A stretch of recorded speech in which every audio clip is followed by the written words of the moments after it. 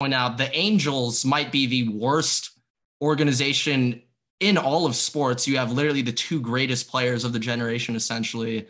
And I think they're the coldest team in baseball right now. I think they won like 7 or 8 games over the past month. Like, that's so bad. Yeah, Mike Trout's out there telling his pitcher he's tipping pitches. Like, it's not a good sign when the center fielder has to go tell the pitcher, like, dog, I know you're tipping it from out here. That's never a good sign. Never a good sign. But yeah, with that being, we're going to get right into it. What is going on, everybody? Welcome back to another episode of the Waterboy podcast today. Episode number 30. All right. 30. Okay. That's a full month. That's a normal full month. It's one more day, one more episode, then we got a full 31 days of Waterboys. You can knock out your entire August with us, You know the Christmas calendars they do where you open one up like every day of like the month of December? An advent calendar. An advent calendar? Yeah, you can do that with the Waterboys. Yeah, one day when we get to episode 365, you got a year of us. So yeah, got a lot on the menu today. Got some MLB. We got a little bit of story time. We got recurring guest Chadwick Bailey back on the pod today. Thank you so much for coming on again, Chad. Going to go over a little bit of high school stories with us I haven't told you about yet. Then, of course, we got to get into, I'll get into my name for them later, but the Prison Hornets, we'll get into them. And then got some more college football, NFL wrapping up with all the fun stuff. But yeah, let's get into the episode. All right, kicking us off, we're going to start off with a little MLB. All-Star voting just came in. We're just going to start off with that. Actually, real quick, just want to say, shout out my boys, Dortmund. They're making moves in the offseason. They got rid of Holland for just so much money, and now they're actually spending it, you know? You like to see the boys reinvesting, so shout out Dortmund. Anyway, done with that. Let's get to real sports. Will Smith, my catcher for the Dodgers, got robbed harder than anything I've ever seen in my life. So for the MLB All-Star voting, 2 Braves catchers made the All-Star team. 2 Braves catchers. Also, I'm not entirely sure how they select the All-Star reserves, but apparently the managers of the teams pick it. And of course, because the Braves won the World Series last year, the Braves manager is the manager for the All-Star game. And so just going to go on a limb and say he just picked his players to make the team. I thought it was a fan vote, though. Or does the fan vote not have to do it? The starters. For the reserves, it's not a fan vote. But for the starters, it is a fan vote. So why isn't they shouldn't just have the next people in line? The MLB doesn't like that. The MLB says no. Another rule in the MLB, every single team has to have an all-star.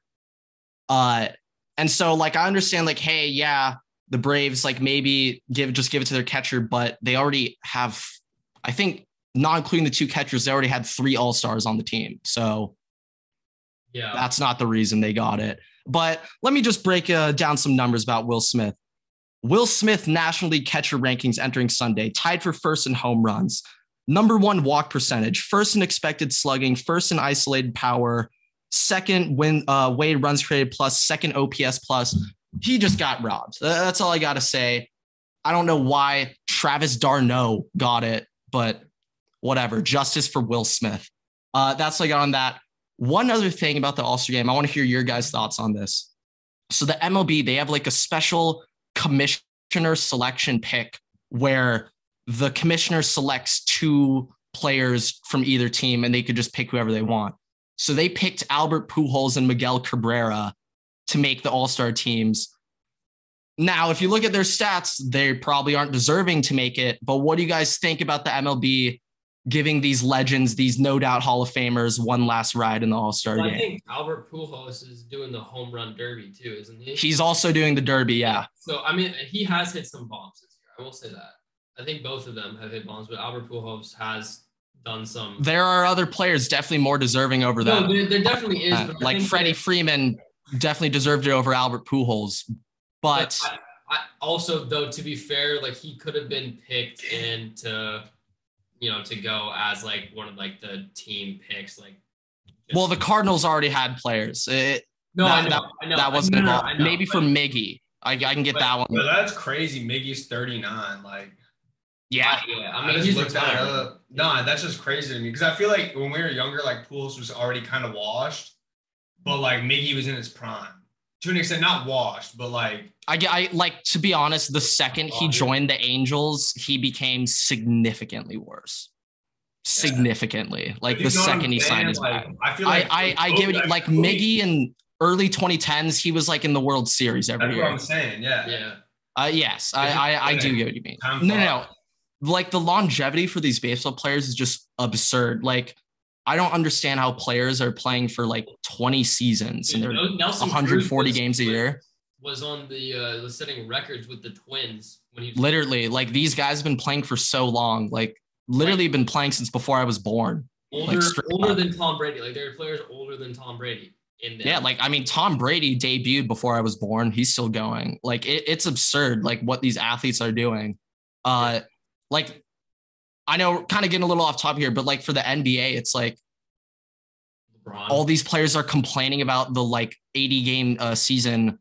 But I'll be honest, like in the 2000s, 90s, 80s, I swear you never heard a player complaining about the length of the season. Like you never heard that. I also just feel like back in the day, everyone's like, oh, you're an athlete, you know, like you're just out there playing basketball. Like I got to go to my corporate job and do real work.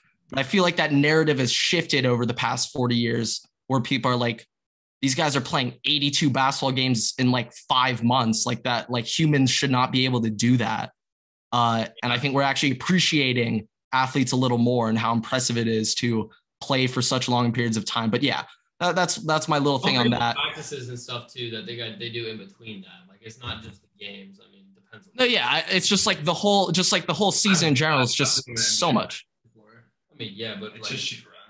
No, yeah, like NFL, like that. I don't like. Right. It's 20 guys. It's every day for. No, yeah, I'm saying every sport. I'm not trying to just single out NBA, like NFL included. Like Jesus, how do running backs last 10 plus seasons? Like how was that ever a thing? No, that was just Adrian Peterson. Steroids. That was the answer, Everett. But yeah, like it doesn't make sense how these guys are able to play this long. But yeah, like baseball, I mean, I got one other thing. Dodgers come back for the ages over Sunday.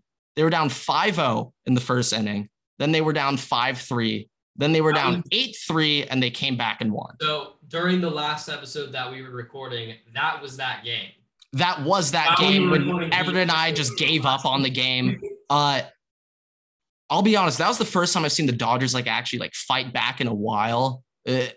For me, I don't know what it is. Past couple of years, Dodgers, when they're losing in the seventh, game's kind of wrapped. That was the first time I see them get punched in the mouth and actually respond like that. Have the offense actually wake up. I'm pretty sure there was a tweet from the Fights at Dodger Stadium account that someone did actually get punched in the mouth during that game and did not recover, unlike the Dodgers. Sounds about right. Vintage Dodger fan, Dodger Stadium fan breakout, just two Dodger fans just going at it. You gotta love it. That's just LA for you. You know, that's how the Dodgers operate. Go blue, baby. But yeah, I'm just happy. I'm seeing a little more fire out of the Dodgers. Freddie Freeman, when he's up at bat, he looks pissed off and angry when he messes up. When he swing and misses, he looks pissed up there. I want this fire out of Freddie. And I see the same thing out of Mookie too. Like when he strikes out, he actually looks pissed off at himself. Like last year, when he'd strike out, he'd do that little like bat flip thing, like, dang it, we'll get him next time. But this year it's like, shit, like I need to get on base. I have Trey Turner and Freddie and Will Smith hitting behind me. Like I need to get on base. I mean, so I like this attitude. I like this mentality out of my Dodgers. I love it. People argue that they should be, I mean, like obviously going into the season, like everyone's like, they shouldn't lose a game. And still to this point, they really should, like the team that they have, like they really shouldn't be losing like easy games, especially not to the Pirates or to the Diamondbacks. Like they always manage to do somehow. So then I don't know what it is. When they play bad teams, they just don't try. But like having that mentality and like being like, okay, like I actually like I need to do better. Like you know, kind of be disgruntled, actually like be upset when you don't do well. Like that's good because right now they should have the best record in the MLB, not the Yankees. Yeah, and another thing I just want to point out, the Dodgers, so we know how good the Yankees have been this year. Fun fact, the Yankees haven't even lost 10 games at home yet this season. They're 34-9 at home this year, and we're halfway through the season. That is crazy. But I have a claim. I have an idea. What were you? Did you say but? Yeah, but the Dodgers, they're only 4.5 games behind the Yankees right now. Like, despite the Dodgers not really playing their best baseball yet, they're only 4.5 games behind, and the Yankees are literally playing the best baseball we've seen in like the last 15 years to start the year. I don't think you saw this. I was watching it with my friend the other night. I think the Yankees were playing the Red Sox, and DJ LeMahieu missed 2 easy pop flies and like allowed the Red Sox. Yeah, bro, I was watching that, bro. Runs. Yeah. Oh, you were at Fenway over the weekend. He called off the outfielders. Hey, because I went to the Red Sox game. Yeah, you were at Fenway over the weekend. So I was like, all right, like let me watch the Red Sox for a couple days, and it was on ESPN. It was like, and it was in the same inning too. Same inning. It was the exact same play. He was running back into like that middle. To like, Aaron area. Judge, yeah, and he called him off. It was the middle area between the outfield and the infield, like that little grass there. So he's running back and the ball's behind his head and he turns around to try and catch it like this behind him. And it like touches his glove and it falls out. And then literally not even 3 players later, like 3 batters later, does the same exact thing, waves off Aaron Judge. I don't know who their other outfielder is, but waves them both off, turns around, tries to do the same thing. Ball goes like out of his glove and 2 runners score. Yeah. Like if he just let Aaron Judge get it, Aaron Judge would have nuked the runner on that's going home. Like there was and to be honest, like for that Red Sox series, they were missing Devers, their best hitter. So to win that series against New York, that's very big. He's been out past like 4 or 5 days or so with his back. So he was out when I went. Yeah. So he's a little banged up right now, even though Devers, that guy is. You know how big the All-Star game is. Yeah, he has to get ready for the home run derby. But yeah, that's all I got on MLB. Hopefully we didn't bore you guys. Hopefully we can get into like real stuff now. Yeah, I don't know why we started with the MLB. I know that. That's probably a horrible idea. We should actually never do that in the future. That's cool. Just saying. That one's on me. But you know what? Let's get into. Actually, before we get into story time, one thing for NBA real quick. I think let's do NBA right now, and then we'll do. Let me start off with what I got real quick before we get into Mr. Hornets guy over here. So over the weekend, or not even the weekend, today, Legion Hoops, who's kind of like they just kind of like repeat like kind of NBA wide news. Yeah, it's like a retweet account. So Ballsack Sports. No, not Ballsack Sports. But bro, ESPN has been getting sacked so much. Sacks. ESPN is getting sacked so much. So reported like 3-4 hours ago when we're recording this on Tuesday, the Lakers have reportedly been reluctant to include a second first-round pick in a package deal for Kyrie. And if they had included a second first-round pick, they would have accepted. Kyrie Irving probably would be on the Lakers by now. Like, I just think that's absurd. Like, you're being that stingy. Like, you'd probably be offloading Russell Westbrook. You already don't have any first-round picks to begin with, so why does it matter? Like, it's for Kyrie. It doesn't matter. I don't know. Personally, I'm a hater. Of what? I wouldn't include the second rounder. Well, no, you also have a little bit. You also have a different opinion as a Celtics fan. Your opinion on Kyrie is a little different than the average NBA fan, I'd say. Bro, he's extremely talented and stuff, but like he's just like. But also think about it this way: you're essentially. Last year was like it was unacceptable. Yeah, it's a team sport, and that's exactly why you should be getting Russell Westbrook off your team. I agree with that also. But like the thing is like. I don't think it's. Like okay, like obviously if you could get Russell Westbrook off your team and like give him a first, like that's ideal. But like if they're not going to take it without giving them a second first, you already offloaded all your first round picks to be like a win now team. I would just send it, give them that second first round pick. Like in an ideal situation, that first round pick would be at the end of the first round anyways. Like it shouldn't matter. I also think another thing you have to consider right now with the Lakers is. So they got like what LeBron and AD on like 2 years more on their contract, maybe only 1. I'm not entirely sure, but those contracts are coming up, I think. So well, look, I mean, like let's be real. Like look at the Lakers 4 or 5 years ago. All right, zero position to compete. They get LeBron, AD. They won the finals like 2-3 years ago. Like they have the infrastructure. I I still think, though, if they add Kyrie, that's not necessarily a Lakers cakewalk. Then, No, I mean, I don't think Anthony Davis, in my eyes, is still the key player next year. Like, if Anthony Davis, he needs to be dropping 28 next year. The Lakers are not going to. He's not going to stay healthy. That's the and that's the thing. I don't think he can stay healthy, but he needs to for them to win. Like, AD needs to be AD. Look, we went over this before. Like, Anthony Davis, if I'm the Lakers, if I'm Pelinka, I'm shipping AD off. I don't care. Like, it could be for depth players, could be for more bona fide starters that aren't like going to be like an all-star, but you can get a lot of them for Anthony Davis, plus recuperate a first-round pick, or maybe 2. Probably 1. I know. I just like, yeah, when he's on the court, he offers so much to help your team. The problem is he's just not on the court, and he hasn't really been. No, I agree with you. That's my concern with AD. Like this. Like you love calling him, but he's glass man. All right. Like this guy just cannot get through a full season. He can't. And when he's on the court, he's banged up. So, I mean, he's not even giving you his full 100% because he's just always hurt. I don't know. The Lakers are in a weird position where it's like their team right now with Westbrook, they're not competing. Like we all know that. So, I mean, I guess it makes sense to go after Kyrie just to actually have a point guard threat. But yeah.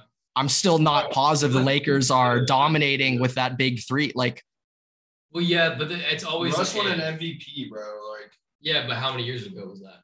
I'm just saying, like that. No, but I mean, like we saw it just doesn't work. People have off years, I feel like. I mean, look at Jeremy Lin. Like, bro was explosive 1 year, and no, that was. Oh, that's a whack. That's out of pocket. Let's look like I don't who's like I would say I mean, like you could say Derrick Rose, but people have had comeback years though. I'm not like Russ was really good for a long time. Like, and he was good on Washington too. Like don't get me wrong about that. Like he was good before he was on the Lakers last year. But the problem is, I also just feel like Russ with the pressure in LA, he just couldn't live up to it. I also thought that might have factored into it. Like in Washington, and could Kyrie? Yeah. But Kyrie gets butthurt on his stream. You have a point there. I'm going to be honest. Kyrie gets butthurt at haters on his stream. Yeah. Playing Grand Theft Auto. Yeah. Like Kyrie got salty over a Barstool Sports tweet saying Kyrie with the Joker meme walking out of the hospital. Like he's not going to be able to handle it. I can't. Yeah. Well, here's my question though. Chad, you might be on. Like. Lakers team's gonna be ass with Kyrie. Let's be real. Yeah, that's what I'm saying. Kyrie okay, he's a little Charmin ultra soft. If Kyrie comes to the team next year, like I think some people might think LeBron might like get him in line. I don't think he will. Like I honestly don't think. I think people are saying like Kyrie, when he left Cleveland in the first place, he was like, I want my own team. I don't want to be in your shadow. But I feel like he may have learned his lesson. Yeah. But I've heard a lot of people saying like, oh, I think Kyrie's learned his lesson. After last year, dude, I don't know. I don't know if he's like he like KD kind of is like one of the. He has just been sharing the spotlight with 2 other guys, and he couldn't do it the last 2. KD also is like very quiet. Like I feel like he doesn't really like do much. Would that not be perfect for Kyrie though? Well, no, but I'm saying in the container if Kyrie's doing all this stuff, right? And like he's going on, like there's nobody to keep him in check. Like I'm saying LeBron would I also think shut up. I might be biased, but I think LeBron would publicly defend Kyrie a little more than Kate. I'm not saying publicly defend. Ever really come out and be like, leave Kyrie alone? Like I'm not saying that. I'm saying I can see LeBron supporting him more. I'm on your side for that. Telling Kyrie to be like, yo, shut up. Like, don't say it. Like, just like chill. Don't worry about like what these people say. It has nothing to do with like your game. Just do your thing. Now, I'm not entirely sure about this. Could you think maybe? Well, when Kyrie was on the Cavs, correct me if I'm wrong, I don't really remember Kyrie ever having any flat Earth conspiracy theories breaking out when he was on the Cavs. I think that happened the second he dipped. Do you think maybe Kyrie was like mad that LeBron was kind of like a little more like authoritative figure to him? I thought maybe he wanted a little less structure. Maybe he wanted a little more leeway. you think that Kyrie Irving was mad that LeBron was not a flat earther and that he was a spherical earther? I mean, these are the questions that we look at the Waterboy podcast. You know, I mean, these are the things we dive into here. Okay. I could see Kyrie beefing with guys over the stupidest petty things. Like, I could really see him beefing with LeBron over like the I promise school. Like, you ain't doing those kids right. Like, I could see him fighting over the stupidest shit. Like, Kyrie Irving on the court, he's one of my favorite players. I think he's the greatest dribbler of all time. I don't think it's close. That dude's handles are literally out of this world. Like the video of him in the 2012 like Olympics, and he's running through Kobe, Braun, like I know it's Harden, but he's running through all of these NBA All-Stars as like a 23-year-old just dribbling through them all. Kyrie Irving on the court, so unbelievably impressive. I don't know. If the Lakers get him, that might just be a bigger problem. Like it actually might. I mean, it's just. I think it's a better alternative to Russ, but I'm not. I think that Kyrie give me the healthy Clips. Actually, no. Fully healthy Lakers would shit on the Clippers. Actually, I take that back. But I think gives them a better chance. Okay, who do we expect to play more games next year? Kawhi Leonard or Anthony Davis? Kawhi Leonard. Right? Yeah. Full year. I think that too. So I think just based on that, I'd give the Clippers the advantage. I mean, Anthony Davis actually might not. We don't know. He might play 30 games next year. He might not even start. Like he might. Kyrie also might only play 20 if he joins the Lakers. You know, like, and he sits out for his personal opinion. Bro, won't Gavin make him get vaccinated? I think he already is vaccinated. Is that still a rule for California? I'm not sure if that's a rule anymore. No, I don't think it's a rule anymore. Knowing California, knowing Gavin, it probably is. It could be. It might be. I thought Kyrie Irving got the shot at the end of the season. No way. No way he'd get it at the end of the season after everything. New York lifted it. Is that what it is? Yeah. There's no way. There's no way Kyrie got that. There's no way he got the job. There's no way. They lifted it. That's right. Because he was playing the playoffs. It's just like there's just a bunch of guys in the NBA, and you know, a lot of guys just looking out for themselves. You know, some guys, you know, they aren't exactly focused on the court.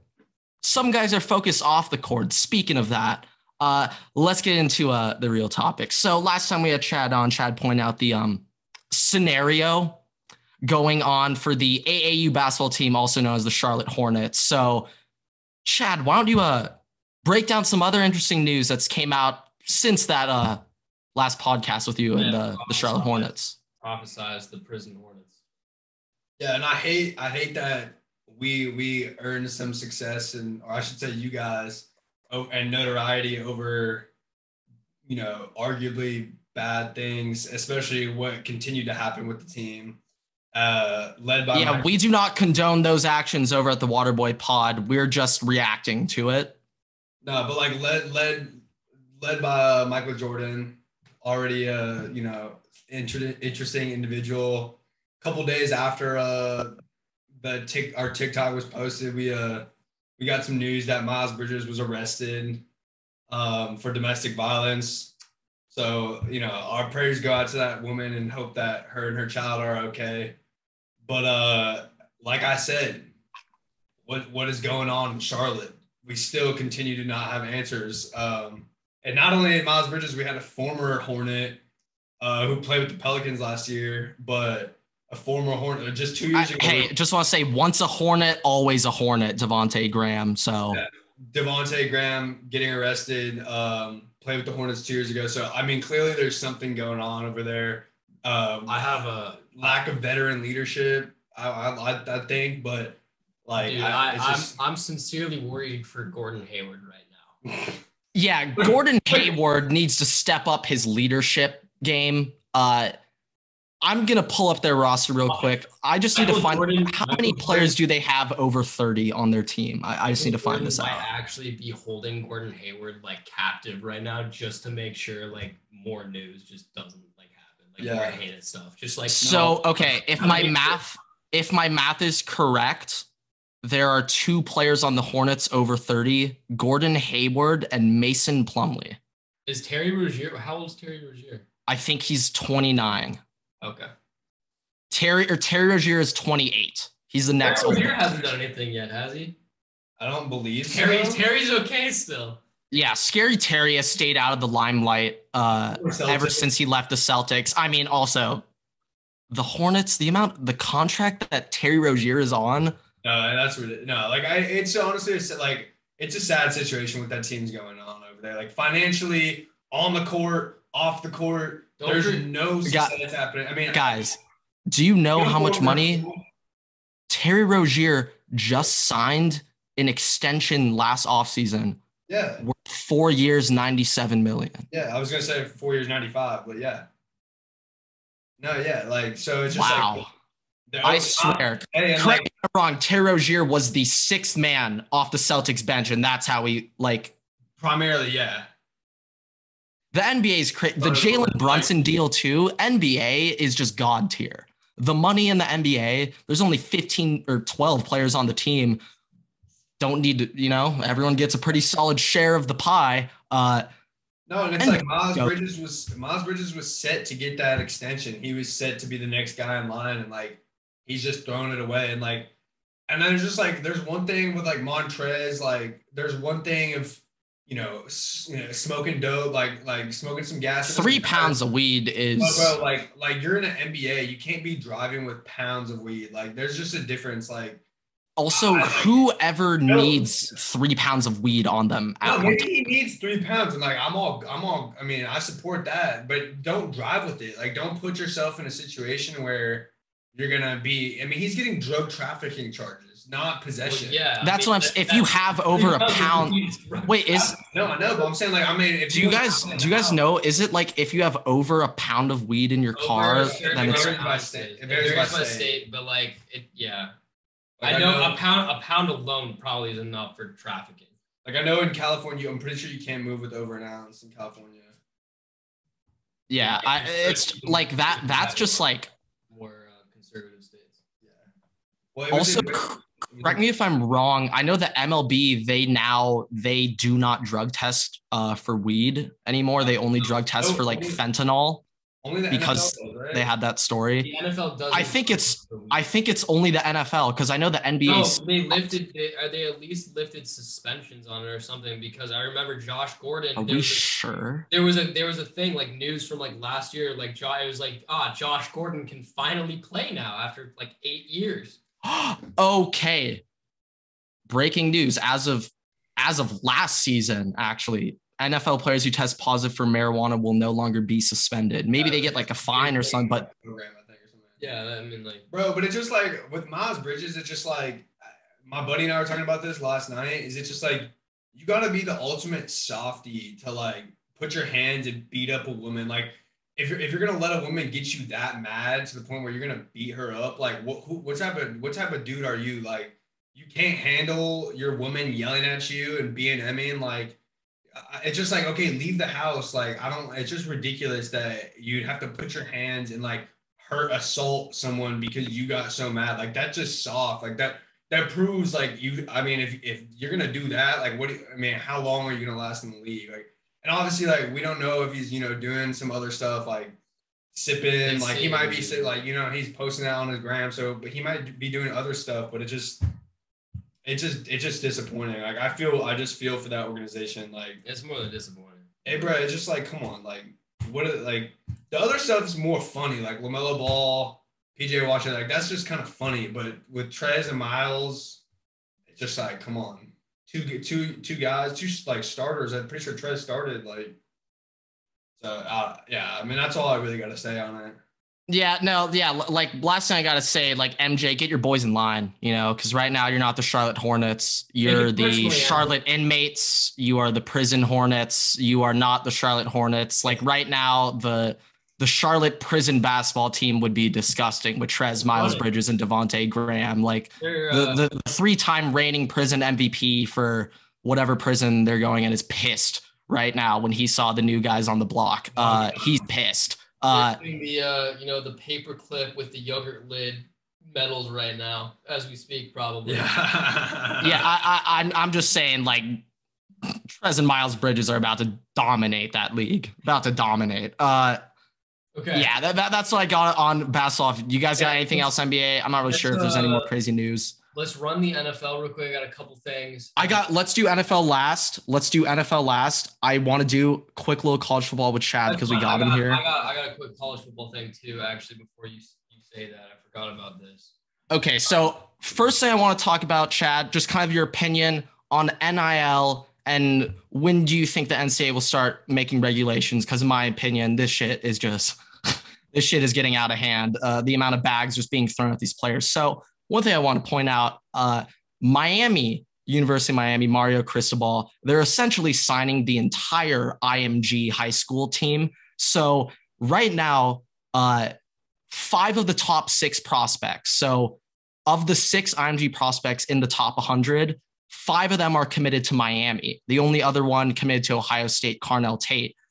But the rumors going around about these NIL deals that these players are getting is absurd.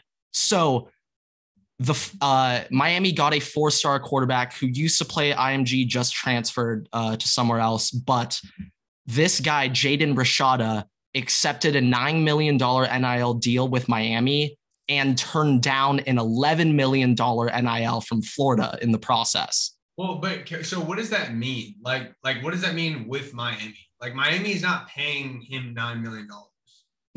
No. But they are setting up some booster, some company, whatever, someone with Miami connection is going up to this kid and saying, if you sign to Miami, you have this deal.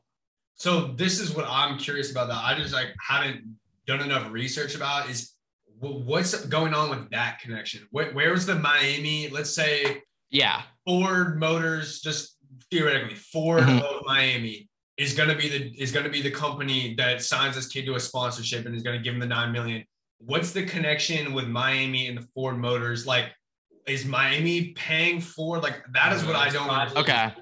That's what I don't understand. I haven't fully read up on this, but I'm going to assume that the boosters for Miami or like a Georgia and Ohio State, Alabama, I'm assuming these guys are probably heads or execs at some top companies and they're doing it through that. But I mean, the boosters run the program, so they essentially are the team. I understand. So, I mean, with that, like, this is just getting out of hand. So what I'm saying, Miami with that Jaden Rashada quarterback, also the guy's not even a 5-star. He's like the 70th ranked player in the country. Like, and he's still getting $9 million. But that came out, the Nico Iamaleava to Tennessee, that quarterback, the 6'5" guy. It got announced that he got an $8 million deal to go to Tennessee. My problem is that all of these NIL deals, they are coming out before these guys are in high school. Okay. They're literally seniors next year. All right. They're not even going to campus yet. And it's already announced the NIL deals they're getting. My example is Ohio State, Alabama. You don't hear about these players getting NIL deals until they're on campus. Like, that's my problem. Well, Miami, you guys are recruiting through NIL. No, some of them are like confirmed. But I mean, what is that confirmed by who? Like, by the school, by the person, or by like for what thing? What are you? I said like, I just think a lot of it's like, I think the only deal that needs to be put into play, or the only like rule / regulation that needs to be put into place, so the that school cannot directly pay. Is that, or what do you? School and or boosters, like people who are related to funding the program should not be affiliated. Should not be allowed. Yeah, should not be affiliated. They should have zero affiliation with this NIL shit. They should. They shouldn't have any. Yeah, that's really. That's the only rule I really feel like it is. Like, do you feel that it's like fine. No, it's fine. Like having a booster, let's say a booster's got a connection to like the Ford Motors of Miami, right? Okay. Having them be like, hey, like, I'm gonna get this company to sponsor you. Do you feel like that's the same as basically because they're that's what they're doing. That is what they're doing right now. That's foul. Like that should not be a thing. I just don't understand. Also, I don't understand the return on investment. How is paying a college kid $9 million. Let's run with the Ford example, to be in some commercials and post on his Instagram. Like, there's no way that gets you $9 million back in profit. Like, I don't understand the ROI. Well, for the company, maybe not, but for the school, like, maybe so if this kid's but it. also, like, you got to look at it. It's not like you're looking at it specifically to get that amount of money back. It's basically like their marketing budget. Also, like, I know, Instead of spending that money on like billboards or ads specifically, they're now spending that money on that kid or that player. No, but like not will constantly be promoting your thing, and they have a large following, especially when they get to like NFL. I get that, but those contracts are also only a couple of years. They're not. That's right. But I mean, it's not like that kid's getting $9 million a year. Or at least I hope not. I'm pretty sure it's $9 million for his college career. Yeah, and that's why if it was $9 million a year, all right. Out like a couple of years marketing budget into one kid for their entire time. Like, that's what they're doing. They're just getting them. No, yeah. I mean, the thing though is, I think these boosters, because I mean the boosters, I'm assuming, are owning these companies, giving them the deals. I think these boosters aren't trying to boost their company. They're like, I'm about to invest $9 million into my team, that like, they're like the owners of the team. It's like, screw it. I'm putting up $9 million for this player. Like, I think he's worth it. Like, I think that's more so the look. Paying $9 million to see their team get an extra couple wins. Yeah. People. Yeah. Yeah. I don't, like I said, from Tulane, like, we don't have anything going on like that. So it's just like, we need to have Michael on the podcast, our quarterback, because he actually has a bunch of NIL deals. Like, he's working on some bigger ones right now. I don't want to disclose anything, but like, you can't do that. No, but like, he's working on some bigger ones right now. I know that for sure. And like, so we should have him on and talk more logistics as far as that goes. But I just don't understand. I can't like comprehend what how these kids are getting these like $9-10 million deals. Like, where's that money coming from? How is it worth it? Like, that's the stuff that I don't get. Like, I feel like this is going to come back to bite some of these schools. If there's boosters out there, if there's billionaires who are funding this and they're just like, all right, fine, here, like, throw this kid 10 mil to get him. Like, I guess I can understand that, but I just didn't, maybe I'm blind to like how much money is really in college football. Like, if there's really like these, like $10 million is a lot of money for anybody. Like, you know what I'm saying? Like, it's not like, I just what you mean? One thing I think of when I just consider how like the NCAA teams operate. Of course, they're not NFL teams. They don't have that money. I get that. But like, let's just like really think, like, let's just look at Ohio State in terms of like legal payments. Okay.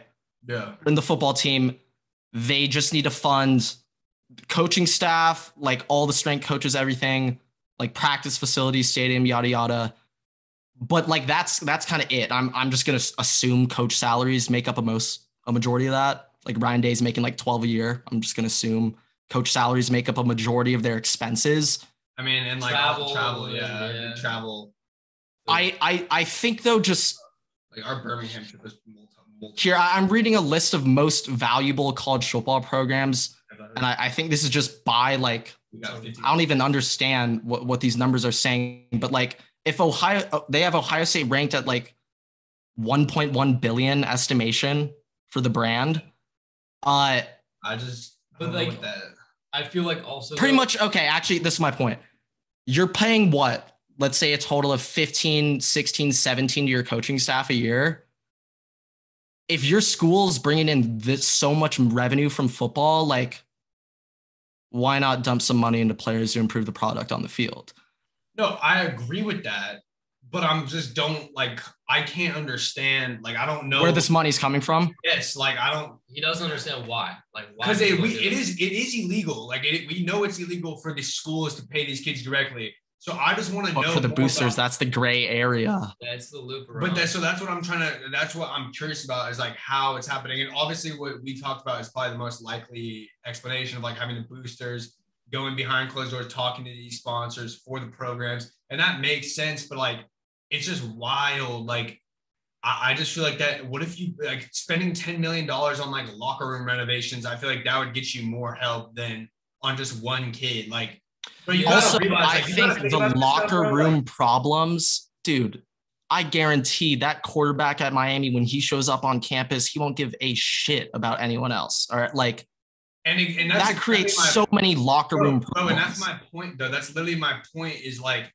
these kids, this money is gonna go to these kids' heads. Like a lot, like this is what something I wanted to say last time I was on, but like a lot of kids up and coming now in all sports, particularly basketball, from what I've witnessed, but now with NIL stuff in college football, all sports, is kids are doing stuff for the money and for the clout on social media and not for the actual sport. Like, oh, like they're playing, oh yeah, I went D1, I went to Bama, like I play Bama, like get it NIL. They're dude, they could be. That kid is set for life with 10 million. If he invest, he could literally stop playing. Like, that's generational money right there. Not risk his brain, not risk anything. He could be done. He could stop caring, not risk his body, not risk his health, not risk anything. Invest that 10 million while he's in college, get his checks from the school, and live as normal college life. And then boom, when he's out, that 10 million, let's be conservative, 15. Like, bro, you're set for life. Like.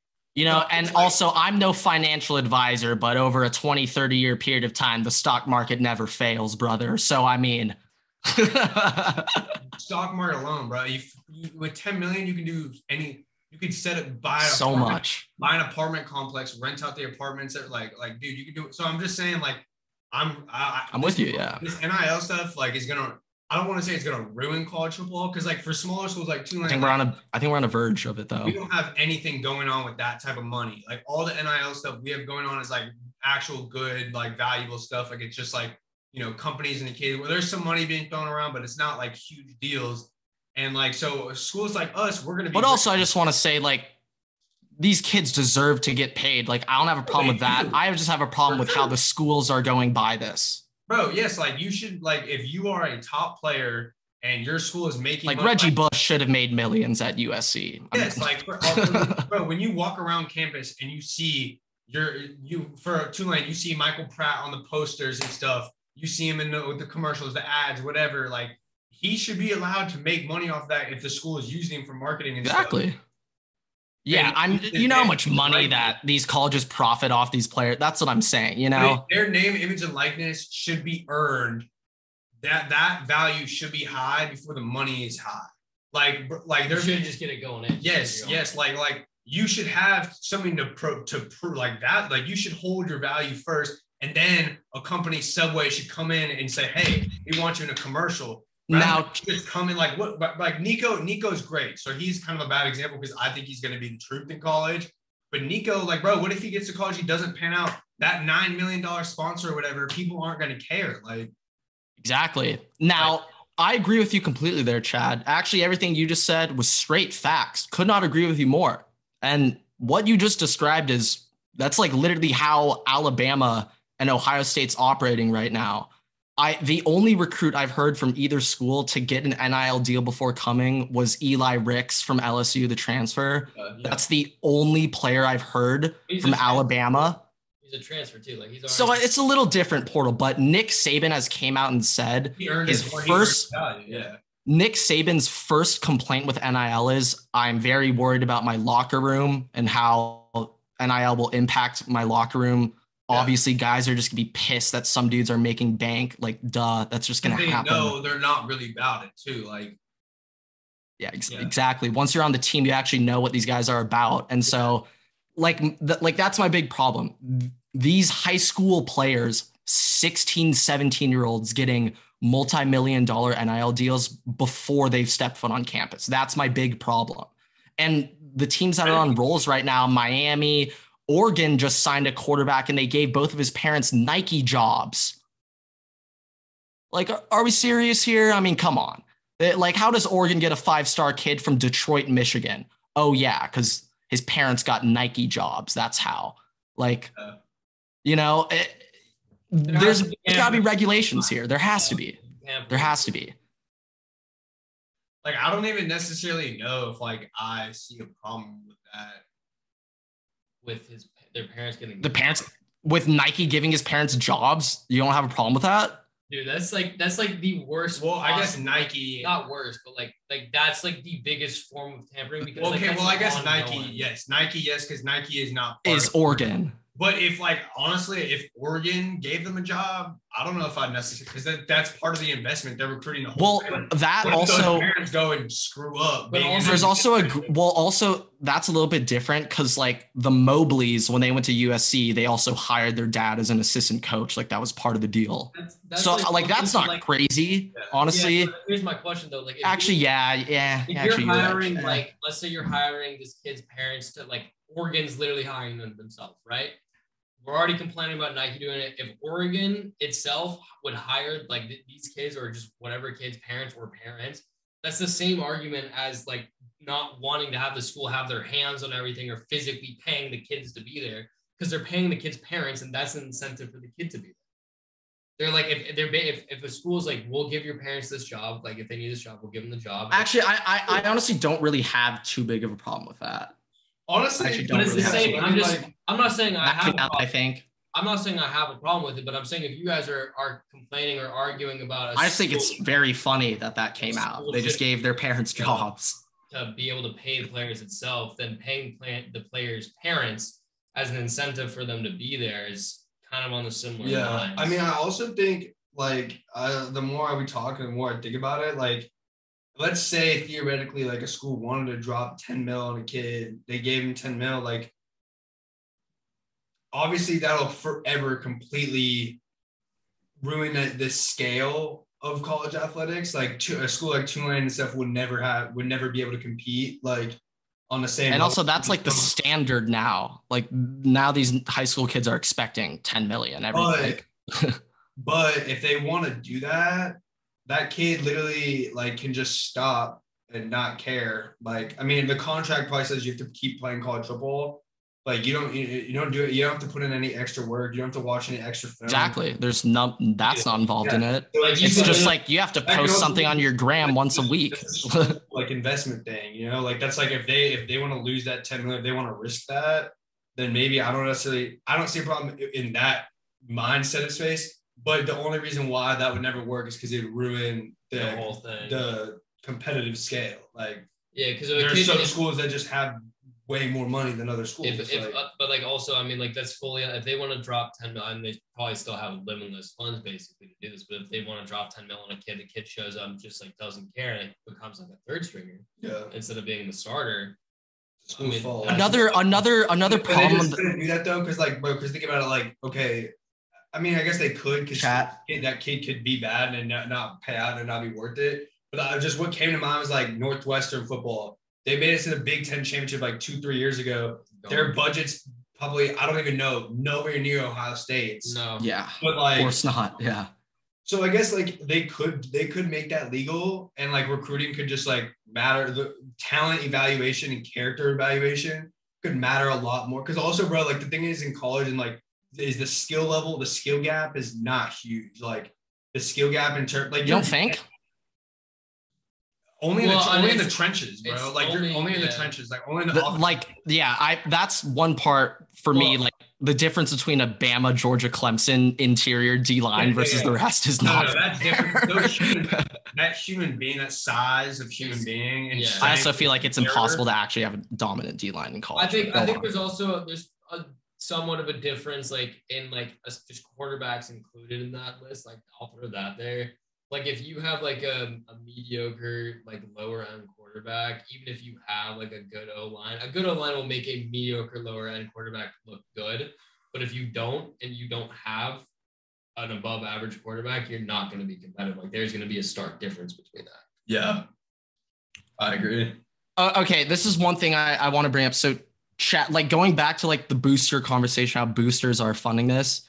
Nick Saban, like a month ago, after Texas A&M signed all their guys, Nick Saban in like a booster press conference meeting, he said, hey, we only finished 2 in recruiting last year because we aren't able to pay these kids X amount of money to come to our school like Texas A&M. So remember when Saban was calling out Jimbo for all this stuff? Yeah. Like that press conference, like people were kind of like, the point of that was for Saban to just tell his boosters, like, you better start giving me more money or else I'm not going to land the number one class every year. That's kind of what the point of the press conference was in my eyes. So, I mean, Nick Saban kind of came out and said, like, yeah, boosters are funding this and like, you guys need to give me more money or else we're not getting the top players.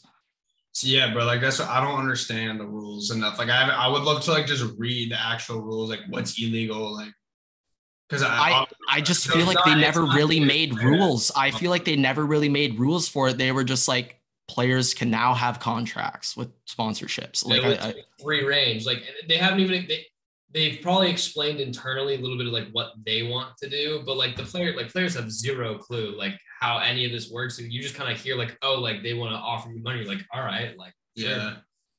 Yeah. But yeah, I mean, NIL, in my opinion, it's out of hand. And someone needs to start regulating it some way. I feel like the big catalyst, like the big thing that was backing doing it was EA to get the football game, and like because that had so much fan support, and obviously we're getting it now. But because like the amount of money that schools would make off of that specifically was so enticing, they were like, all right, and they jumped the gun too fast before implementing any actual regulation. And now we're in the situation we're in now. Wait, just making sure I follow. Do you say like the NCAA video game? I think that was part of this move. I think that was one of the big reasons why everything happened so fast in the Relegation is because the amount of money schools are offered to be in that game and players can make off. Yeah, EA pays the schools for the license. They pay the school for the likeness and like all of that, and then obviously the conferences make like so all of NCAA makes money. So with that backing it, the fan support on that, like the amount of dollar signs that these people, these higher ups like saw, they just immediately like, all right, like let's get it done. Didn't put any regulations on it. Now we're in the situation we're in now, where NIL could potentially be very good, but it also could actually ruin the integrity of college sports. Yeah. I mean, like college sports is kind of just on a bit of a downturn right now with conference realignment. I think we'll get into that right now, but so NIL is like one problem in terms of recruiting just getting out of hand. Next, we have the conference realignment, everything going on. So a couple hours ago, Nick Saban came out and said it's inevitable Big Ten and SEC will become super conferences. Like he came out and said today, like, I expect it to be super conferences within the near future. So like as a joke last week, I was like, okay, now it's Big Ten versus SC, North versus South. Call it the Civil War. That's what the Natty will be called. But on a serious subject, okay, money has changed college football. It has changed it through NIL. It has changed through the conference realignment. Money drives all of these changes, okay? And so what's another way to make money? Expand the college football playoff. I think that's the next domino to come into effect. So I want to go over some potential college football scenarios. I got one. If they expand. So I think a 12-team playoff would be the most lit, giving the top 4 teams buys or something, but I don't think that'll happen. I think most likely they expand to 8, okay? If they expand to 8. Or they could also take a game off, make it 12. Yeah, that's what I'm saying. Like top 4 seeds get a first round bye, 5 plays 12, 6 plays 11. Yeah, but like, let's say they go to 8. If it's super conferences like Nick's suggesting, I think it'll be hard to argue or to not argue that 2 SEC and 2 Big Ten teams will just get auto bids. I don't think that's crazy to assume. Like, yeah, legitimately. By auto bids, I mean there will always be 2 SEC teams and 2 Big Ten teams in that. Like, maybe not. I thought you meant by rule. No, like they just the winners of the conferences, yes, but like the college football playoff committee will. I mean, Bama or Georgia in it every year. Most likely, yeah, but like who? I mean, I think though. I feel like if they go to an 8-team, like the original argument was all the Power 5 conferences will get auto bids, all the winners, but because it's kind of breaking up right now, if they go to 8-team, would it only be SEC Big Ten championship locks and then everything else is just college football playoff ranking voting system? Nah, I mean, they should probably still do Big 12, Pac 12. I mean, it depends, I guess. Shoot. I mean, it should probably be Big 12, Pac-12, or what, Pac-10 now. Yeah. I mean, also, I think it's illegal for the Big Ten and SEC to do this, but like, let's say the Big Ten and SEC were just in talks right now, and they're like, we're just gonna have our own national championship, just the Big Ten, SEC, ESPN national championship. I Like, just feel like that kind of take away. people would watch that shit. I mean, you know, People like, would watch it, but I feel like that takes away from the whole. no, I think it would. I think it ruins the sport. I don't think it's a good thing, Like, but I think Would it be they stupid? could do it but still. almost like. For money, yeah, but Yeah. like it wouldn't be worth. But Like, you'd also make a lot of money just expanding the playoffs. Like March Madness, like doesn't need to be March Madness style, but you could do a similar thing. that on like the roll. FCS, bro. Yeah. The FCS playoff is No, sick. I think they should expand to a 12 or 16 team. Also, with these super conferences, Chad, I want to hear your thoughts on this because you definitely have a stronger opinion on this than me. What do we think of shortening the regular season from 12 games to like 11 or 10? No, that's literally what I was saying right before. You misheard me. But when I was talking about if they did expand the college football playoff, they should take a regular. take the game They should take a off, regular like that season last- game. Yeah, off. because I mean, shortening the season, do we need to watch the No. FCS out of schedule week 2 game? I mean, that last week of the season. I know it's good to break the teams in, but like money wise, do they need that? No. So that's like, what's driving these the shortening moves. of the schedule is also like kind of like the tournament games, right? At the end. Wait, say it again, Everett. What? That isn't if you were to shorten the schedule, it's kind of just like moving the tournament like the tournament game, like for your like championship for whatever, like for your conference winner. Like it's just kind of moving that around. So. Yes, and I'd also say it makes the regular season way more important. Like it'll be tougher to get in as a one-loss team. Yeah. But if they expand playoff, on the contrary, Yeah. multiple teams will have losses. So I also think if they, depending on what we're talking about with the auto bids in terms of like actual like by law auto bids, having like Pac-12 winner needs wins. I think they should they should try and, I don't know if they can put this in the law. I don't know enough about the NCAA, but if they should like make it mandatory to have like shystier non-conference games, like because then you can't just pad your record with like UConn and this is like I fully agree with that. Yeah, The SEC lets their schools. The SEC literally their out of conference scheduling is the funniest shit I've ever seen in my life. Alabama Like, plays the Citadel every year. Like, Citadel, Florida A&M, and like just bums. They play like Jackson State every year. It's like I mean, even like all due respect to Morgan State and what they're doing over there, great HBCU. Like we played them last year. They're an FCS team, and like I think it was like 45-0 at halftime. Like I'm just thinking revenue wise. Fourth quarter.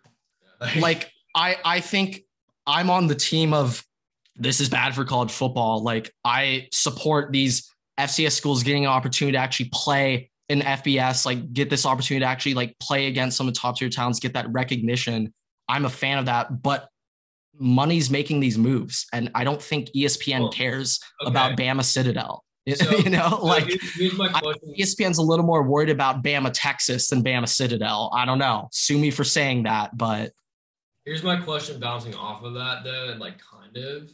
So I know I texted you this, Grant, earlier in the week, just kind of like asking you what you would think about it, but it's a good question for you, Chad. So what do we think about relegation in college football? So like specifically like the bottom team. I'd be so cool, but the bottom no team teams would ever agree to it. 5 conferences, or I guess the big super conferences now, will get relegated or can get relegated out to one of the lower conferences. Also, hear this out. You could set it up as like a SEC's like second tier is the Big 12. So like those are the swaps. You can set it up a little more organized. But like what I'm saying is like, let's say, or it could be like a game, like the lowest team in like the SEC or whatever, or the super conference will now play like the highest team in the AAC, and the winner of that goes will stay in the SEC or go to the Okay. SEC, and go down to the AAC. Okay.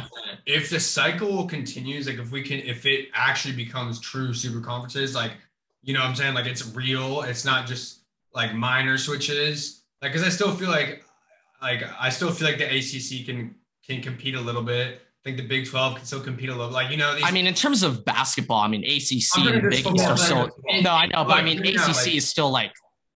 ACC, I think, is actually okay right now, and they also have those teams locked up till 2036. TCU was like number 3rd in the nation 5 years ago. Like, I'm just saying. So my point is if it actually becomes a super conference thing, and it's not still as even as it is now, then I think the relegation would be sick. Like, that'd be really cool. That'd be a great idea. It would it's difficult. I think it'd be very, very cool. And everything, because like it would have to be. But no one would agree to it. Well, the schools would never. No, they would never. But it would have. I'm talking like mid to low tier schools. Like, do you think Illinois or Iowa is accepting that? Hell no. Hell no. They're not accepting that. Vanderbilt would accept it. But like, Duke.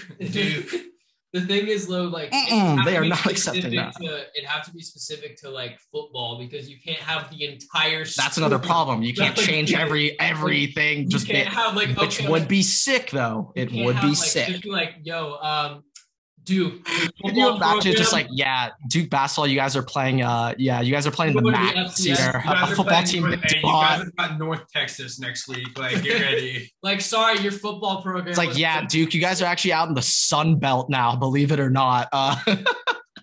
Dude, clip that. Nothing's like that Tuesday. Be hilarious. They can never touch that. They can't touch that. Because at the end of the day, it's a Tuesday night. What else are you doing? You're watching that. Like, I love just like being at a dinner with my dad or whatever. We went out for a bite to eat, and I've just got like Ohio and Northern Illinois, like 57-50 in the fourth quarter, like 2 minutes. Ohio versus Central Michigan, like, sign me up. And for some reason, every single game in the 50s, like they scored so many points. Okay. Real quick, something I found very interesting. I was reading a list, the average revenue per team by conference. So apparently the Big Ten actually finished above the SEC when it came to average revenue per team last year and for the season before. Their TV deal is insane. Yeah.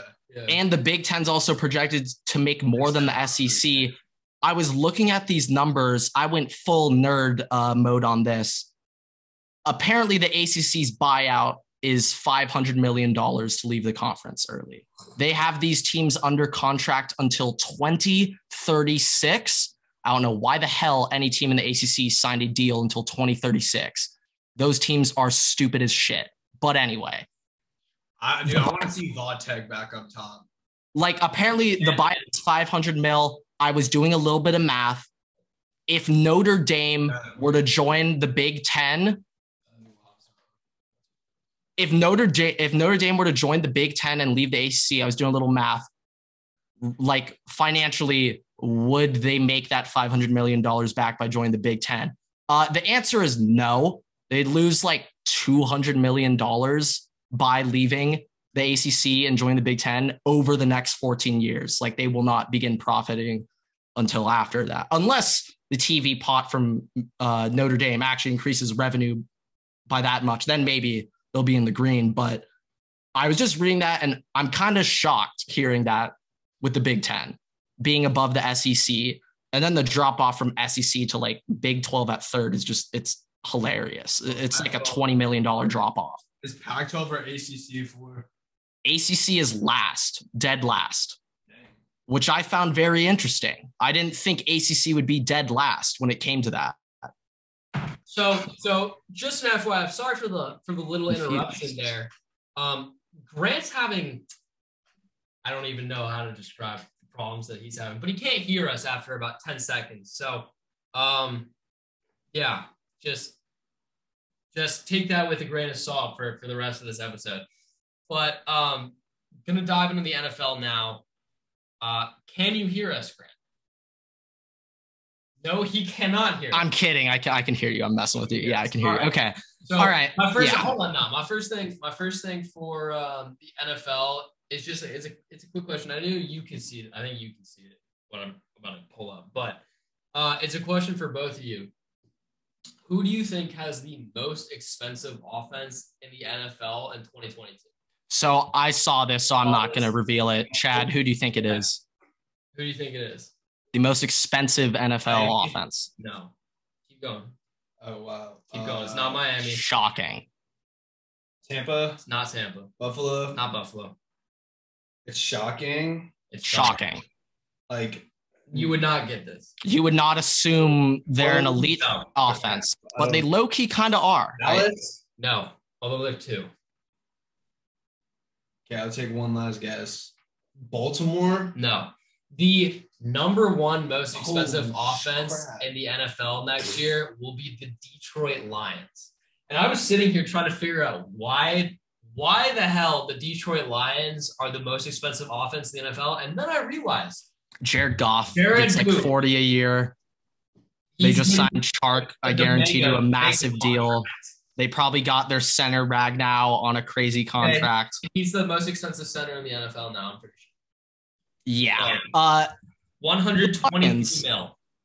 The Lions are the most expensive offense in the NFL. One thing I just want to point out, though, okay, I truly believe the Lions are doing a pretty solid rebuild right now, at least in terms of the offensive side of the ball.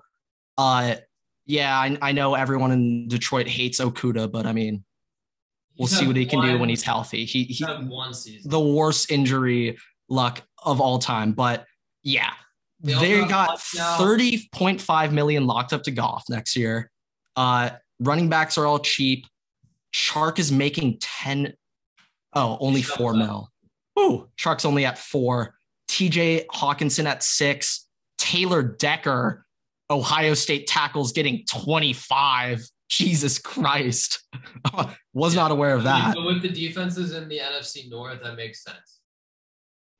Yeah, I mean, I'm just looking at this like Detroit Lions, they got so much locked up on the offense. I do think, though, they're like a quarterback away from like really well, having an here's the elite thing. offense.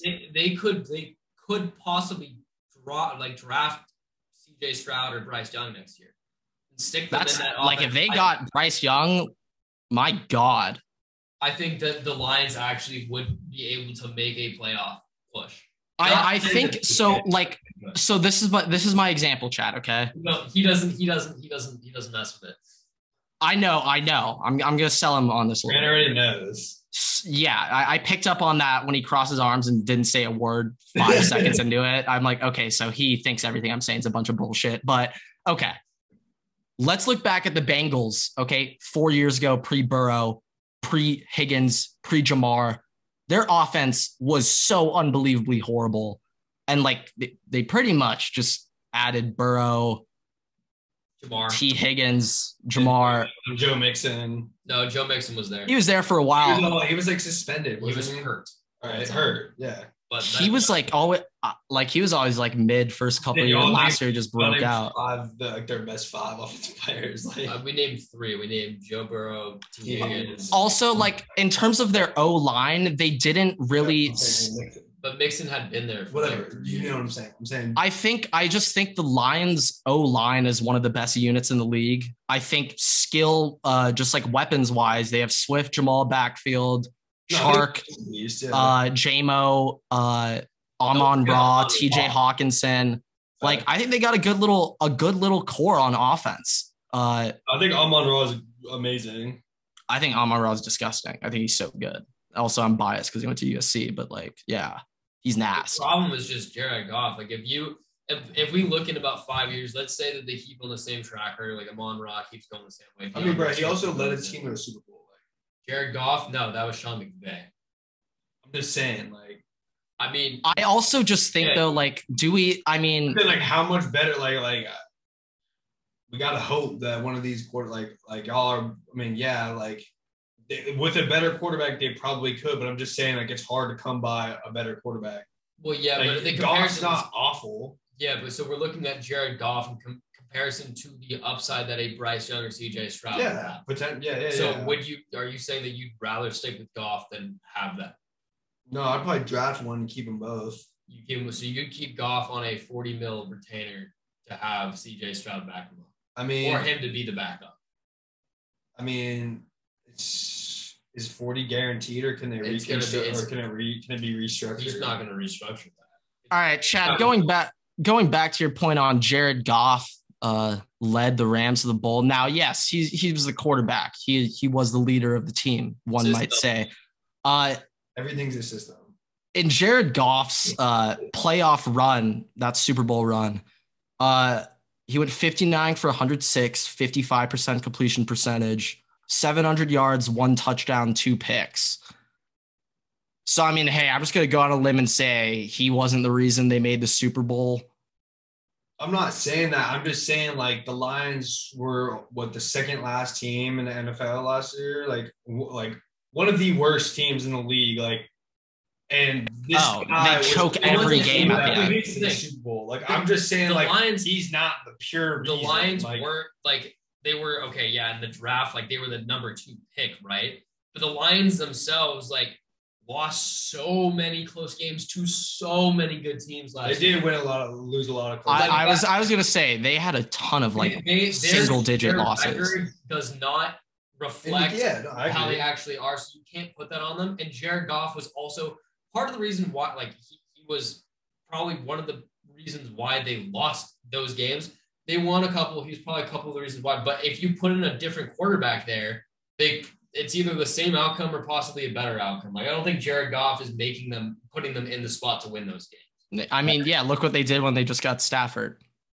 Like, maybe like he beat the Vikings the one game, right? Like, it was his doing the reason why, like, he made that tight window throw to score. Like, he drove. I'll give him props for that. He ruined my Sunday. But outside of that, like, the dudes cost them multiple games, and obviously their defense isn't it. Like, so, like, when he turns the ball over, the defense isn't going to be able to help. Yeah. But turning the ball over in the first place, knowing that your defense is in that state, like, that will do it.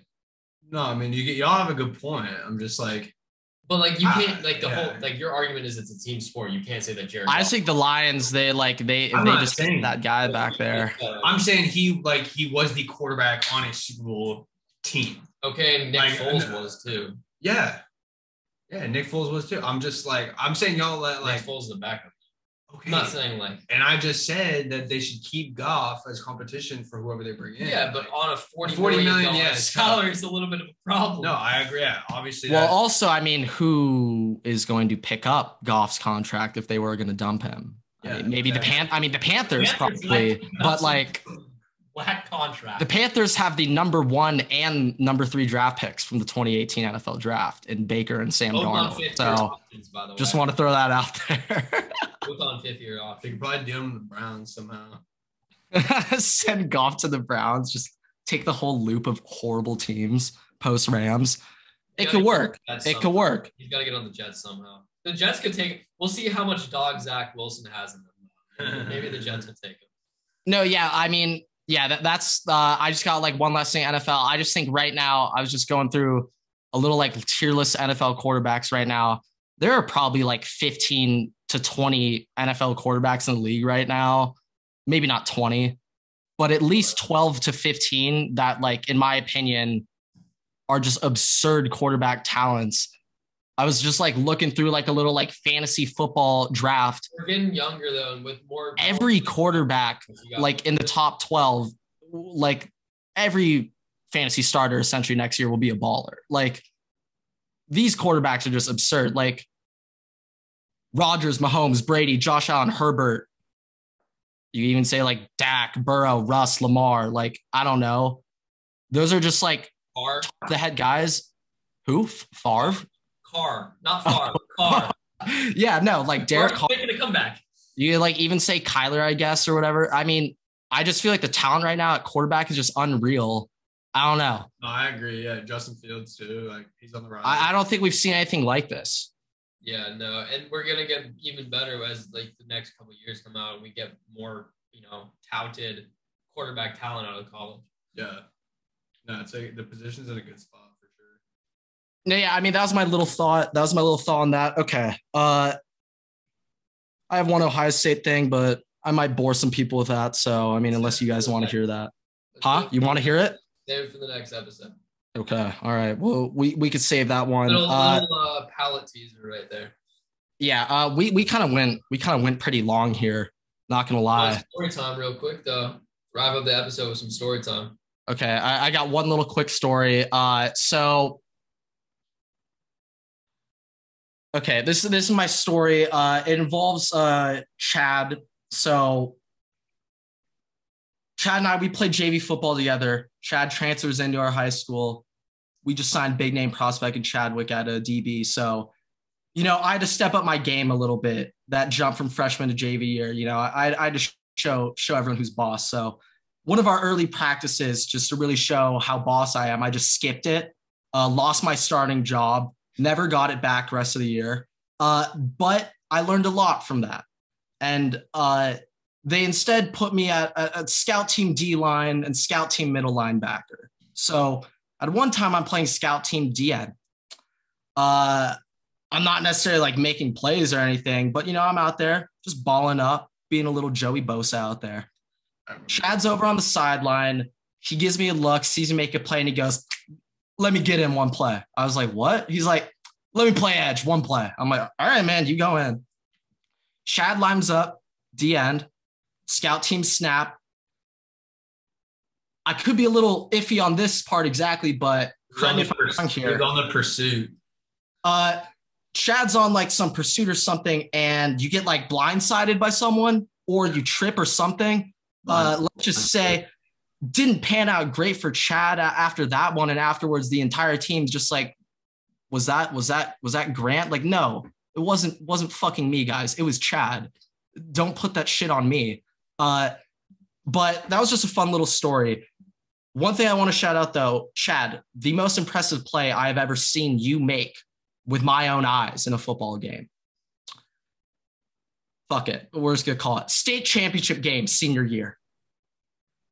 We have a home game somehow. I don't know how they gave us a home game for that, but game's winding down. I think we're down by, I don't know how many points exactly, like 3, 4, 5, need a touchdown to score. Kick an onside kick. Yeah, yours truly lined up right there.